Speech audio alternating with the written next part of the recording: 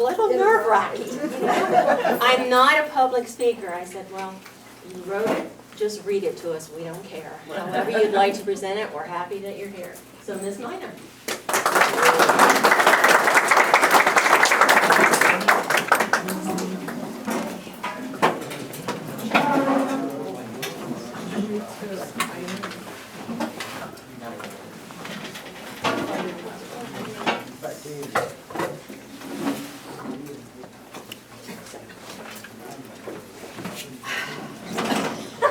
I didn't expect so many people. You're doing fine. Oh, thank you. We're all friends, remember. Right. Okay. I think I had the best job in the world when I worked here. And recently I saw the movie Sully. This is the story of the pilot who landed his plane in the Hudson River and everybody was safe.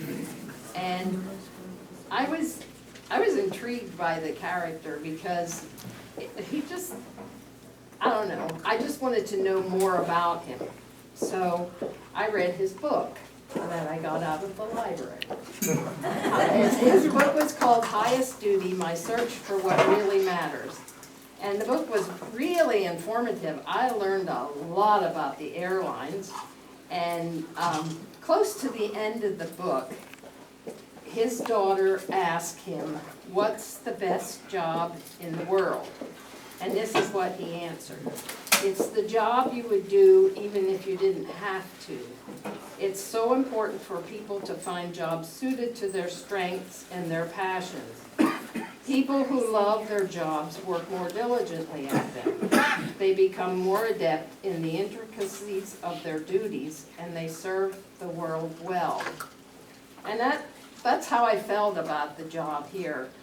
I came to work in the library in 1978, and it was at a time when I was very unsure of myself. I had very low self-esteem, and I was a stay-at-home mom.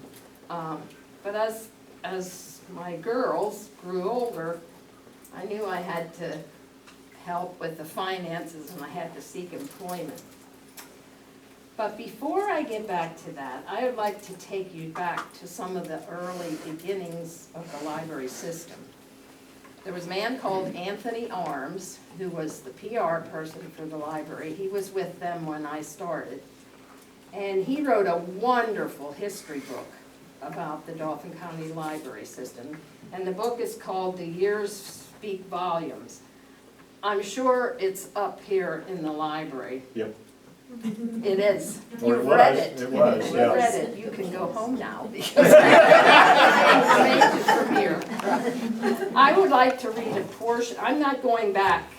This is a history from 1795 to 1976. And I'm not going back to 1795, or you would be here till the wee hours of the morning. But I want to read, I'm going back to 1914. And this takes place on New Year's Day. And this paragraph, to me, would grab me like a book grabs you on the first page. Harrisburg ushers in New Year's Day, 1914, with great fanfare, though the day itself is cloudy. 1,500 mummers are parading, beginning at 2 in the afternoon, through the downtown area of the city. A visitation of South American diplomats is attending the first performance of a majestic theater production, Marrying Money, written by Washington Pazette, son of Peruvian ambassador. The YMCA at 2nd and Locust Street is holding an open house. Vaudeville is playing at the Orpheum Theater, and the Colonial Theater is combining vaudeville with movies. The Columbus Hotel at 3rd and Walnut Street is offering a sumptuous New Year's Day dinner of several courses for $1.25. At the Harrisburg Hospital, a young woman is recovering from a suicide attempt in the early morning hours after a lover's quarrel. But the highlight of the day is the opening of the Harrisburg Public Library at Front and Walnut Street, with ceremonies at noon. And that just intrigued me. I thought this would be a book I would pick up and I would read because of what the first few paragraphs say. There's a picture. This is a picture, if you can see it, and it doesn't look much different today. It looks almost the same. That is kind of the mother of all branches. And when I was still here working, we called it the Central Library, then we called it the Harrisburg Downtown Branch, and and now it's called the McCormick Riverfront Library. So it had a lot of different names, and for a long time it was the main library until the East Shore Branch grew to such proportion that they took over as the main library.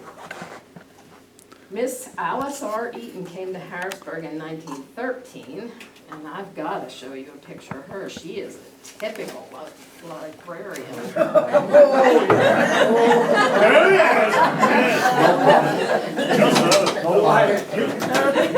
I don't think I look like her, so I don't know if I did or not. She worked for the library for 40 years and retired at the age of 80. Now, I started working for the library when I was 40, but I'm not quite 80 yet, and I'm retired. About 16 years after the library opened, it grew so vastly that they needed to have a separate children's room. And so they officially opened a children's room in that library on September 20th, 1930, and it had 5,000 books for children. In 1925, the bookmobile came into play, and some of you probably remember the bookmobiles coming up here. It was the very first bookmobile in Pennsylvania. It was bright red, and it was called, I did have a picture of that too. It was called the Red Literary Wagon, but Miss Eaton dubbed it the Cardinal because it was bright red. And it traveled through Dauphin County. This is the first one here. It traveled through Dauphin County, and it stopped at schools and different library stations. And up in this part of the county, they stopped in Elizabethville, Gratz, Likens, Williamstown, and then other places in the southern part of the county. There's a couple of pictures of bookmobiles here. They sort of progressed. And Ann told me when she came here tonight that it's not a bookmobile. I don't know what it's called, but there's some fantastic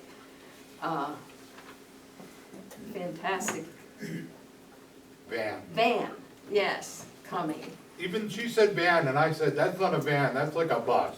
It looked like a bus. I'm really anxious to see that. But the Cardinal was the first bus. In 1944, the library celebrated a 30th anniversary, and it had the largest circulation in the county, or largest county circulation in the state at that time. And by that time, they had worn out 4 bookmobiles, and they put a 5th one on the road. The library just continued. I mean, while I was here, I saw it grow, but it just continued to grow from the very beginning. And with such growth, they needed to add some branches. So the first 3 branches were opened in 1967, and they were all in shopping centers.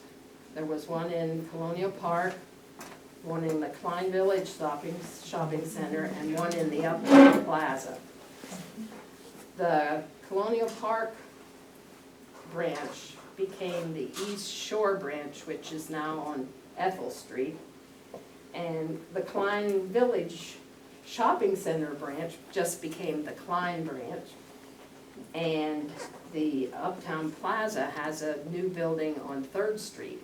and that's the Madeline L. Olwine Memorial Library. So they grew enough in their shopping center situations to have their own buildings and their own branches. The first branch in this part of the county was in Lycans, and it was called the Northern Dauphin branch, and that opened in 1969. That was often confused when this branch opened.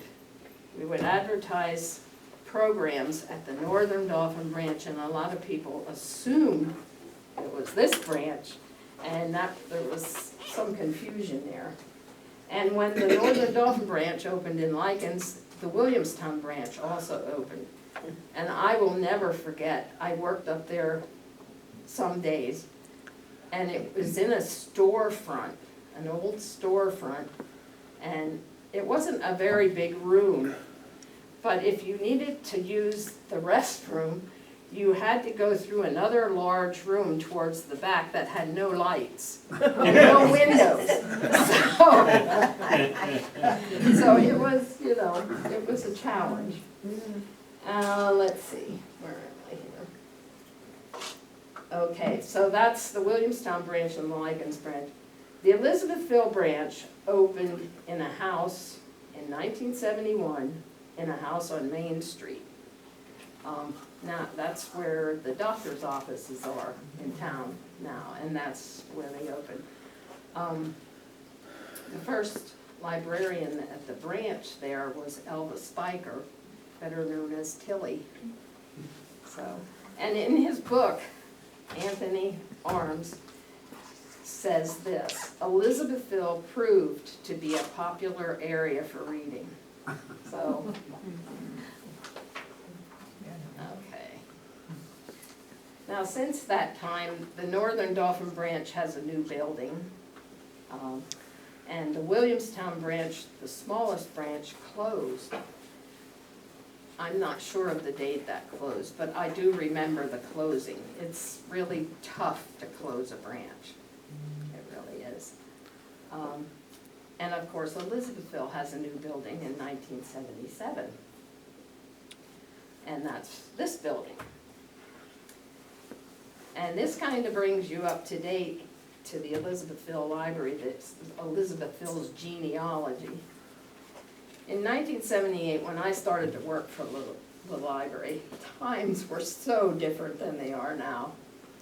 I don't know if you remember Jeanette Dunleavy. She was, I think, a charter member of the Friends here. She called me one evening and she said, "There's a job opening at the library, maybe you want to look into it." So I thought, I am looking for something, but I was so unsure of myself.